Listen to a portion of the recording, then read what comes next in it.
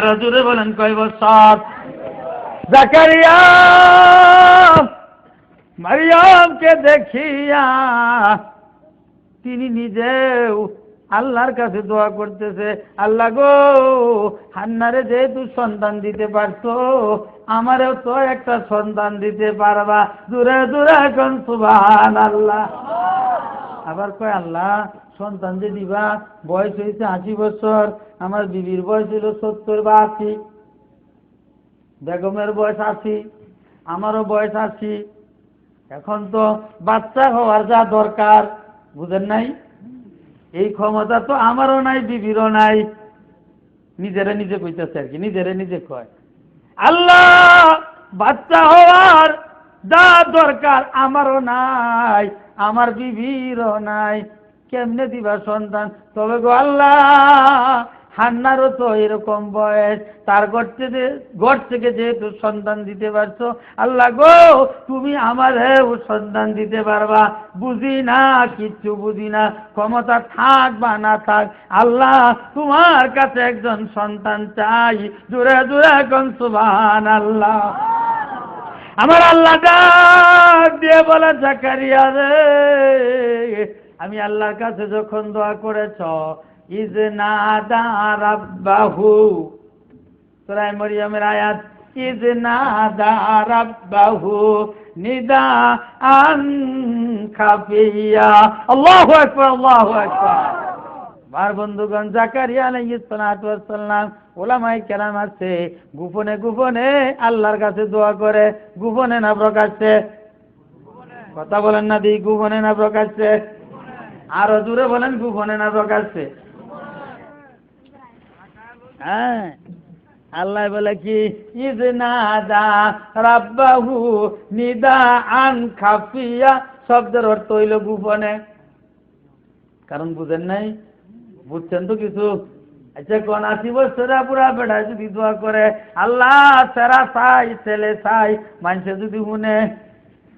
যদি শুনে তবু বেড়ার মাথার তার ফিরেছে। জোরে বলেন কথা ঠিক কিনা?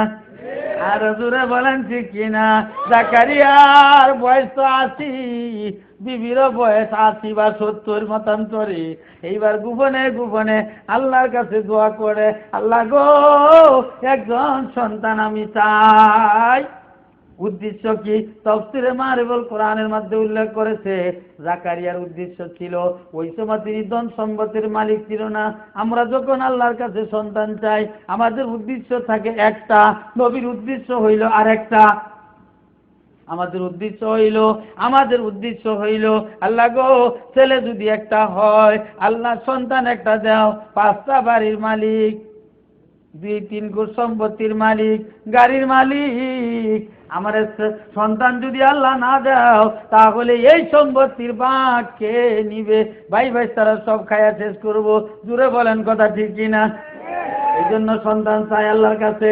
হযরতে জাকারিয়া আলাইহিস সালাতু ওয়াস সালাম তাফসীরে মারিফুল কোরআনের মধ্যে উল্লেখ করেছে, জাকারিয়ার কোনো অর্থ সম্পদ ছিল না, বাড়ি ছিল না, গাড়ি ছিল না, কোনো কিচ্ছু ছিল না। আল্লাহর কাছে সন্তান চেয়েছে, আল্লাহ আমার পরে নবুয়তের ওয়ারিসদার কে হবে? এজন্য তোমার কাছে একজন সন্তান চাই। চিৎকার মেরে বলেন সুবহানাল্লাহ। আবার আল্লাহ তাআলা ডাক দিয়ে বলে, জাকারিয়া রে, আমি আল্লাহর কাছে যখন দোয়া করেছো, আমি আল্লাহ তাআলা তোমার দোয়া কবুল করেছি, তাই তো একজন সন্তান আমি আল্লাহ তাআলা তোমাকে দান করলাম, যার নাম হলো হযরতে ইয়াহইয়া আলাইহিস সালাম। ইয়া ইয়াহইয়া খুযিল কিতাবা বিকুওয়া। আল্লাহ বলেন, ইয়াহইয়া রে, তোমারে আমি নবুয়তি দিছি, কিতাব শক্ত করিয়া ধরো। জোরে জোরে কোন সুবহানাল্লাহ। এইবার আসুন ভাইরা আমার, হযরতে মরিয়ম আলাইহিস সালাম বাইতুল মুকাদ্দাসের খেদমত করে। বিস্তারিত বললে সারা রাত্রেও ভাই শেষ হবে না। ভাইরা আমার, সংক্ষেপ করে বলতেছি, ও বন্ধুগণ, খেয়াল করে লক্ষ্য করে শুনুন। এইবার মরিয়ম আলাইহিস সালাম বাইতুল মুকাদ্দাসের খেদমত করে কোন সময়? তাফসীরের মধ্যে এসেছে, যখন মুসল্লিরা মসজিদে আসে, এর পূর্ব মুহূর্তে সমস্ত মসজিদের কাজ শেষ করে শেষ করার পরে কি করে আল্লাহ পাক ওয়াজ করতেছেন, ওয়াজকুর ফিল কিতাবি মারইয়াম ইযিন তাবাদাত মিন আহলিহা মাকানান সারকিয়া। আল্লাহু আকবার, আল্লাহু হযরত মারইয়াম আলাইহিস সালাতু ওয়াস সালাম বাইতুল মুকাদ্দাসের কাজ শেষ করিয়া মুসল্লি আসবে, এর পূর্ব মুহূর্তে পূর্ব দিকে, সারকিয়া শব্দের অর্থ পূর্ব দিক, পূর্ব দিকে একটা জায়গা, ওই জায়গার মধ্যে মরিয়ম আলাইহিস সালাম ইবাদত করে। এই জায়গার দুইটা ব্যাখ্যা করেছেন মুফাসসিরিনে কেরাম। কেউ বলেছে মরিয়মের গোসলের জায়গা, কেউ বলেছেন মরিয়মের গোসলের জায়গা, আবার অনেকেই বলেছেন মরিয়মের ইবাদতের জায়গা। এবার গোসলের জায়গায় বলেন, ইবাদতের জায়গায় বলেন, মরিয়ম আলাইহিস সালাতু ওয়াস সালাম এই বাইতুল মুকাদ্দাসের কাজ শেষ করিয়া ওই ঘরের ভিতরে চলে যায়, ওই ঘরের ভিতরে ইবাদত করে। জোরে জোরে কোন সুবহানাল্লাহ। এইবার লক্ষ্য করেন কারবারটা কি হইছে। ইবাদত করতেছে মরিয়ম, আল্লাহর দরবারে নামাজ পড়ে, নামাজ পড়ে ইবাদত করে, সেজদা করে, জিকির আজকার করে, করতে করতে করতে করতে হঠাৎ করিয়া পিছন দিকে একটু তাকাইছে, তাকায় দেখে আল্লাহু আকবার, আল্লাহ, এমন একটা ঘর যে ঘরের ভিতরে মানুষ ঢুকার কোনো ব্যবস্থা নাই। এই ঘরের ভিতরে একটা নওজোয়ান পুরুষ বসে আছে। আল্লাহ ওয়াজ করেন, ফাআরসালনা ইলাইহা রূহানা ফাতামাসসালা লাহা বাসারান সাবিয়া। আল্লাহু আকবার, আল্লাহু আকবার।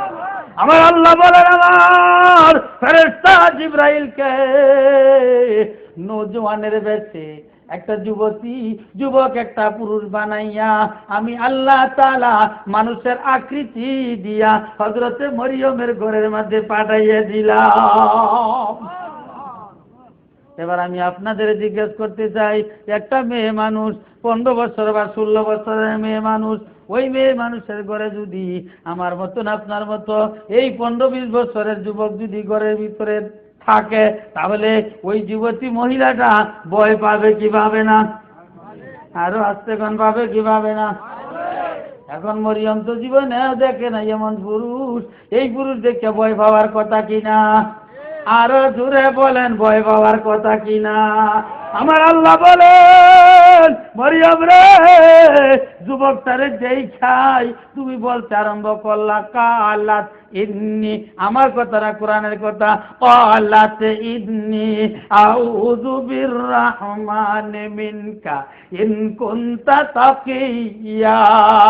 আল্লাহ, এই যুবক আমার ঘরের ভিতরে ঢুকছে, আল্লাহ গো, এই যুবকের হাত থেকে আমার ইজ্জত তো বাঁচবে না, এই যুবক তো আমার ওষুধি বানায় ফেলবে। বাবু গো, এই যুবকের সমস্ত কুকর্ম থেকে আমি তোমার কাছে পানা চাই। জোরে কোন সুবহানাল্লাহ।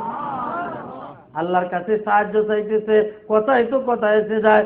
ও যুবক ভাইরা, খেয়াল করে শুনো, এই মাদ্রাসার কমিটি হলো যুবক কমিটি।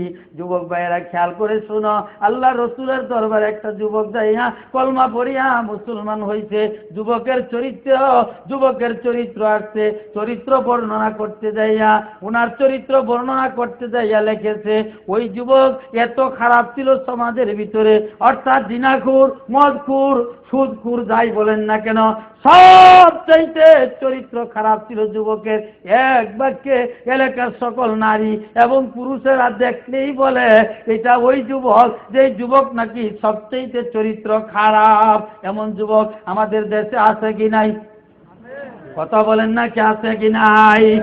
কেমন যুবক আছে, নামটা শুনলেই বলে এটাই তো ওই সন্ত্রাস, ওটাই তো ওই মস্তান, ওইটাই তো ওই যুবক যে নাকি কয়েকটা কেস তার নামে আছে। এরকম যুবক বাংলাদেশও আছে কি নাই? আরো জোরে বলেন, আছে কি নাই? এইবার ভাইরা আমার, এই যুবকের চরিত্র খারাপ, এই খারাপ চরিত্রের যুবকটা রহমাতাল লিল আলামিনের দরবারে যাইয়া কলমা পড়িয়া মুসলমান হইয়া বাড়ির দিকে আসতেছে। জোরে কোন সুবহানাল্লাহ। এইবার আসুন, 15 বছরের একটা যুবতী সুন্দরী নারী, ওই নারীটা বিকালবেলা বের হইয়াছিল, পাহাড়ের কিনারা দিয়ে হাঁটতেছে, বাড়ির দিকে আসতেছে, হঠাৎ করে লক্ষ্য করে দেখে ওই যে চরিত্রহীনা যুবক, ওই যুবক তার পিছনে দাওয়া করতেছে। এবার বোঝেন, এই যুবতী মহিলাটা এই যুবকটারে দেখে বলতেছে, প্রভু গো, কি জন্য বিকাল বেলা আমি ঘর থেকে বেরিয়েছিলাম।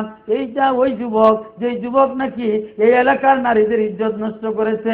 আল্লাহ, এই যুবকের হাত থেকে আমি বাঁচতে পারবো না, আমার ইজ্জত নষ্ট করে ফেলবে। এই কথা বলে বলে মহিলাটি তাড়াহুড়া করে বাড়ির দিকে যাত্রা করেছে।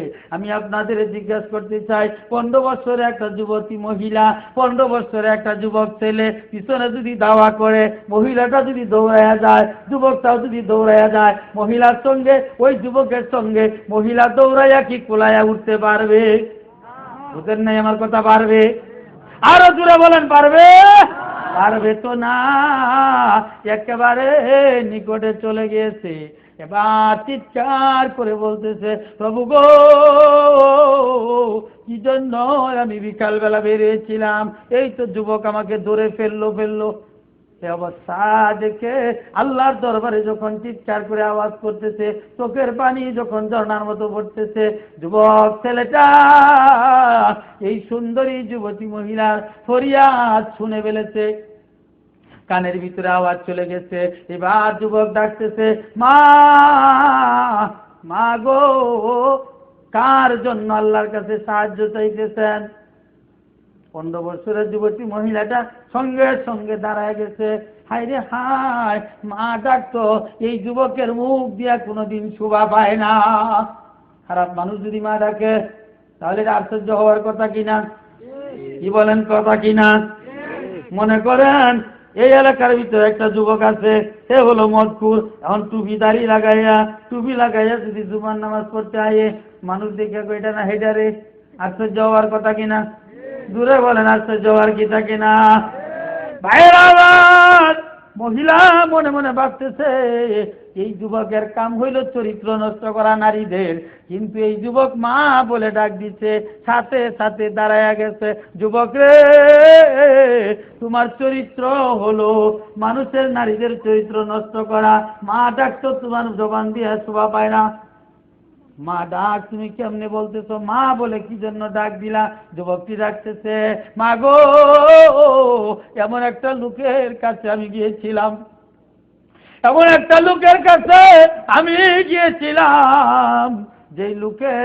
যেই লোককে কোনোদিন দেখি নাই, আজকে তার চেহারা দেখা কলমা পড়িয়া মুসলমান হইয়া মুহূর্তের ভিতরে চরিত্র পরিবর্তন করে এসেছি। যার কাছে কলমা পড়ছে উনি কে? মুহাম্মদুর রাসূলুল্লাহ সাল্লাল্লাহু আলাইহি সাল্লাম। উনার কাছে কলমা পড়ে মুসলমান হইছে। আল্লাহর হাবিব বলেন, আল্লাহর হাবিব তবুকের যুদ্ধের সময়, তবুকের যুদ্ধের ময়দানে আল্লাহ নবী একা একা তাহাজ্জুদের নামাজ আদায় করতেছেন। তাফসীরে মারিফুল কোরআনের কথা বলছি, একা একা তাহাজ্জুদের নামাজ আদায় করতেছে। ভাইরা আমার, এই নামাজ আদায় করতে সময়, এমন সময় সাহাবীরা মনে করতেছে আল্লাহ রসুলকে, নবী যেহেতু ইবাদত করতেছে, কাফেরেরা তো এসে আক্রমণ করবে, সুতরাং সমস্ত সাহাবায়ে কেরাম রসুলকে চতুর্দিকে ঘেরাও করে তারা দাঁড়ায় আছে। এবার রসুলের নামাজ শেষ হয়ে যায়, ডাইনে বামে তাকায় দেখে সাহাবায়ে কেরাম রসুলকে ঘেরাও করে রাখছে। আল্লাহ রসুল বলেন, সাহাবীরা আমাকে ঘেরাও করে রাখতো কারণ কি? সাহাবায়ে কেরাম বলে, ইয়া রাসূলুল্লাহ, আপনাকে ঘেরাও করে জন্য রেখেছি যাতে কাফেরেরা আপনার শরীরের মধ্যে তীর মারতে না পারে। সুবহানাল্লাহ কইলেন না? কষ্ট লাগতেছে না তো? কি বলেন, কষ্ট লাগতেছে? বাকি ওয়াজটা শুনে যাবেন তো, না যাইবেন গা? হ্যাঁ, ভাইরা আমার লক্ষ্য করুন, আল্লাহর হাবিব বলতেছেন, ও সাহাবীরা শুনো, আল্লাহ পাক আমাকে 5টি জিনিস দান করেছেন। কয়টা? জোরে বলেন, কয়টা? ভাইরা আমার, 5টা জিনিস আল্লাহ পাক দান করছে। কয়টা জিনিস দিছে শুনবেন নি? এই যে লড়াফড়া যে মাঝে মাঝে নাকি 1 নম্বর 2 নম্বর বুঝি না কিছু হুজুর পেশাব ধরছে তো এই জন্য একটু যাইতেছি আর কি। আচ্ছা কোন দেখি কোনো বক্তা কি স্টেজে বয়ে কইছে আপনারা বয়ে থাকেন আমি একটু হোয়াটসঅ্যাপ করি, এটা কইছে কোনদিন? কি বলেন কইছে? হ্যাঁ, তাহলে আপনারা এত পাগল হয়ে গেছেন গিয়া। আল্লাহু আকবার, আল্লাহু আকবার। কষ্ট লাগলে খালি কইবেন, দোয়া করে দিমু। লা ইলাহা ইল্লাল্লাহ, লা ইলাহা, জোরে জোরে বলেন লা ইলাহা